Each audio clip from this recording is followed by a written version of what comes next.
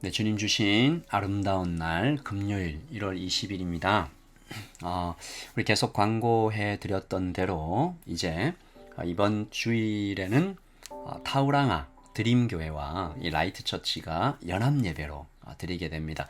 그래서 저희 라이트 처치의 모든 성도님들은 이렇게 타우랑아로 내려가서 타우랑아 드림교회를 섬기며 또 함께 예배하며 주께서 주신 연합의 아름다움을 누려보려고 합니다.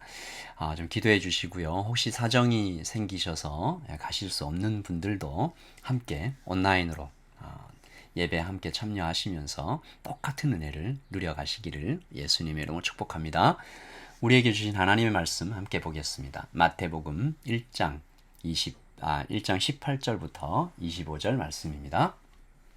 예수 그리스도의 나심은 이러하니라. 그의 어머니 마리아가 요셉과 약혼하고 동거하기 전에 성령으로 잉태된 것이 나타났더니 그의 남편 요셉은 의로운 사람이라. 그를 드러내지 아니하고 가만히 끊고자 하여 이 일을 생각할 때에 주의 사자가 현몽하여 이르되 다윗의 자손 요셉아, 내 아내 마리아 데려오기를 무서워하지 말라. 그에게 잉태된 자는 성령으로 된 것이라. 아들을 낳으리니 이름을 예수라 하라. 이는 그가 자기 백성을 그들의 죄에서 구원할 자이심이라 하니라. 이 모든 일이 된 것은 주께서 선지자로 하신 말씀을 이루려 하심이니 이르시되 보라, 처녀가 잉태하여 아들을 낳을 것이요 그의 이름은 임마누엘이라 하리라. 하셨으니 이를 번역한즉 하나님이 우리와 함께 계시다 함이라.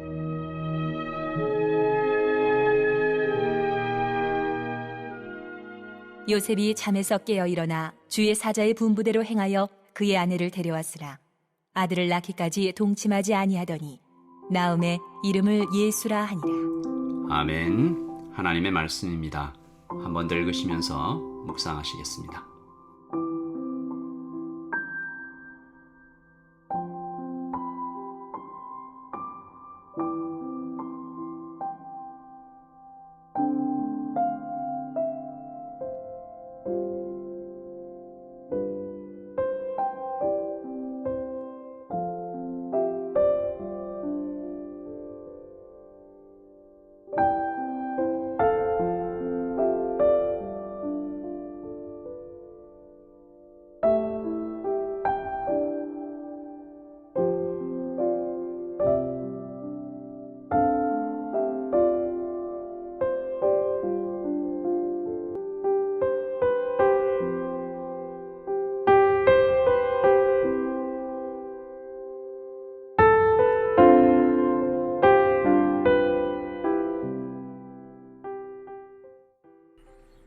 어제 17절까지 예수님의 족보에 대하여 참 감동적인 말씀이었죠. 그 족보에 대해서 설명을 다 마친 마태는 이제 직접적으로 예수님의 탄생에 대하여 이렇게 전하는데요.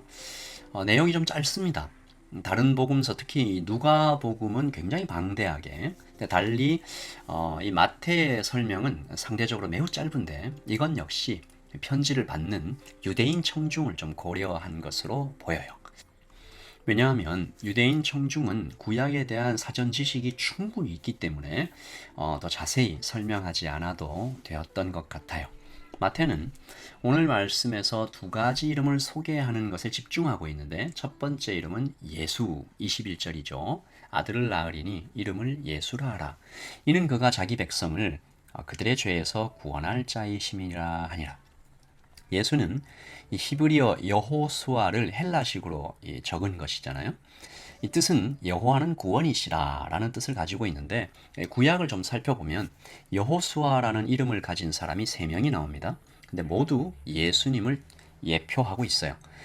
첫째는 우리가 잘 아는 이스라엘을 가나안으로 인도한 이 호수아, 그리고 스룹바벨 왕, 이 바벨론에서 귀환할 때 함께 온 이 스룹바벨 왕의 이름이 여호수아고요. 마지막으로 스가랴서에 나오는 여호와의 전을 건축할 자로 예언된 여호수아가 있는데 이 사람에게는 또 다른 이름이 하나 있어요. 순입니다. 새싹.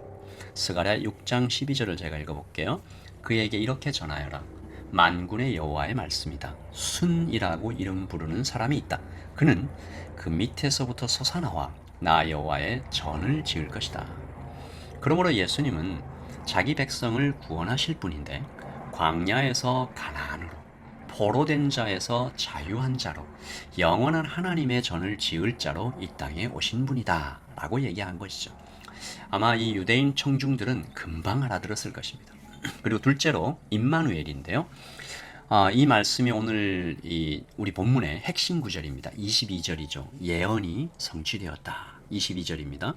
이 모든 일이 된 것은 주께서 선지자로 하신 말씀을 이루려 하심이니. 이 선지자의 말씀이라고 소개된 23절은 이사야 7장 14절을 인용한 거잖아요. 그러므로 주께서 친히 징조를 너희에게 주실 것이라. 보라, 처녀가 잉태하여 아들을 낳을 것이요 그의 이름을 임마누엘이라 하리라. 아멘.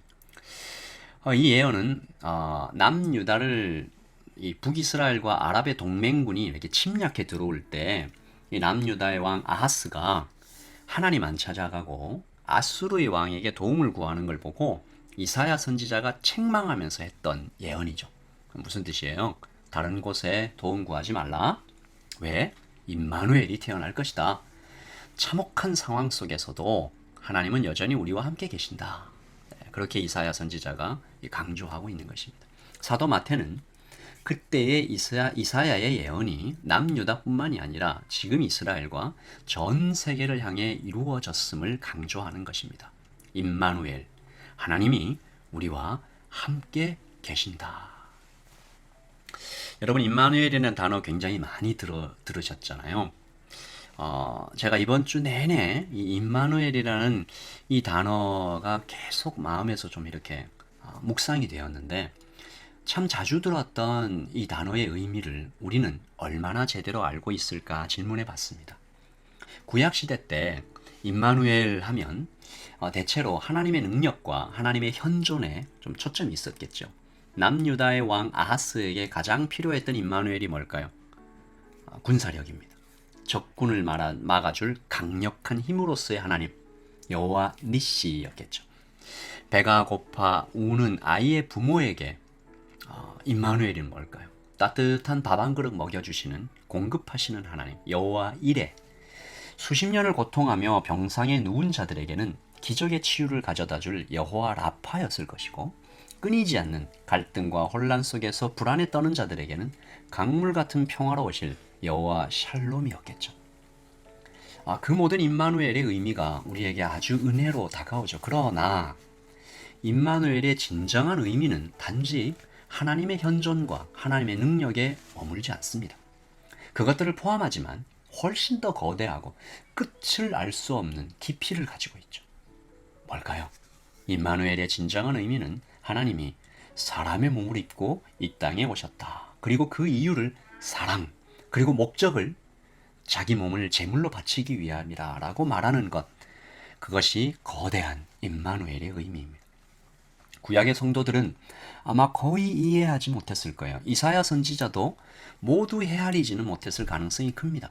하나님의 이름을 부르는 것도 감히 이렇게 어려워했던 그들에게 하나님이 인간의 몸으로 오셔서 모욕과 배신을 당하시고 십자가에서 수치 가운데 중임당하실 것이다.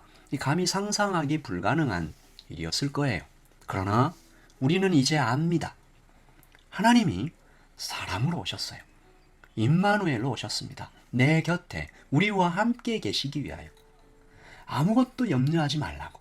내가 너의 진짜 남편이라고. 내가 너의 진짜 부모가 되어주려고 왔다고. 돈 걱정, 건강 걱정할 필요가 없도록. 그래서 내가 왔다라고 말씀하시는 성자 하나님, 우리 주 예수님을 우리는 이미 알고 있습니다. 말하자면 엄청난 선물을 이미 받았어요. 그런데 왜 우리는 어떤 분은 우리 중 어떤 사람은, 그리고 때때로 우리도 그 엄청난 선물을 받아놓고 그저 책상에 올려놓기만 한 것처럼 포장도 뜯지 않은 채 먼지가 쌓여가고 있는 복음이라는 이 엄청난 선물이 거의 모든 그리스도인들의 가정에서 발견되고 있는 이 참 안타까운 현실인 거죠. 라이트 처치를 개척하며 하나님께 어떤 교회를 세울까요? 참 질문 많이 하고, 또 좋은 교회 세워가고 싶어서 기도 많이 하고, 또 공부 많이 하고 조언을 구하고 하나님 앞에 엎드렸습니다. 그리고 발견한 거죠. 아, 라이트 처치와 제가 하나님 앞에서 세워가야 할 정말 이 아름다운 하나님의 나라는 복음이라는 이것을 위해 우리가 부름을 받았음 강력하게 느끼고 있습니다. 우선 제 자신부터 이 복음을 맛보는 것에 더 집중하려고 합니다. 이 복음이 어떻게 나의 삶을 바꾸어 가실지, 내 안에 자리 잡고 있는 수많은 이 가짜신들 우상을 이 복음이 어떻게 치유하시고 하나님의 자리에 하나님께서 이렇게 앉게 하시며 나에게 어떤 자유와 어떤 행복과 어떤 충만을 주실지 많이 기대가 돼요. 그리고 더 기쁘고 소망이 되는 것은 제가 지금 이 몇몇 청년과 이 복음을 나누면서 성경 공부를 하고 있는데 기도하면서 기대하고 소망하고 있는 거죠. 이들의 삶이 복음으로 아름답게 바뀌어 갈 것이 너무 기대가 돼요. 이 땅 오클랜드에 하나님께서 주신 이 엄청난 선물 임마누엘 예수 그리스도 이 복음이 이 청년들 청소년들 그리고 이 모든 성도들의 삶을 참으로 영구적으로 근본적으로 본질적으로 제대로 바꾸어 놓을 것을 기대하면서 하나님 역사해 주십시오라고 기도하는 것이죠. 23절을 제가 다시 읽습니다. 보라 처녀가 잉태하여 아들을 낳을 것이요 그 이름은 임마누엘이라 하리라. 이를 번역한즉 하나님이 우리와 함께 계시다. 기도하겠습니다. 하나님 임마누엘 하나님이 우리와 함께 계시기 위하여 사람의 몸으로 오셨고 나를 사랑하시기 때문에 나의 진짜 남편과 나의 진짜 부모가 되어 주시려고 하나님 나에게 영원한 생명과 하나님 영원한 자유를 주기 위하여 자신의 몸을 다 찢어 모든 피를 흘려 오셨다는 사실 이 하나만 붙잡아도 우리가 다시 살아나고 새롭게 될 것을 믿습니다. 아버지 하나님 복음 위에 서게 해 주십시오. 임마누엘의 우리 주 예수님을 날마다 만나게 해 주십시오. 그래서 주님 안에서 더욱 자유롭고 더욱 풍성하고 더욱 충만한 우리의 평생이 되어가기를 소원합니다. 주님 정말 감사합니다. 주님 정말 기대합니다. 주님 라이트 처치와 저를 저희 가정을 우리 성도님들을 이 일을 위하여 사용하여 주시옵소서. 예수님의 이름으로 기도합니다. 아멘. 여러분 하나님 안에서 풍성한 하루 되시기를 바라고요. 또 이번 주 주일날 22일에 이 타오랑아 드림교회와의 연합 예배를 통해서 하나님께서 어떤 놀라운 일을 이루어 주실지 기대합니다. 기도해 주십시오. 복음이 사람을 변화시킵니다. 하나님의 평안을 전합니다. 샬롬.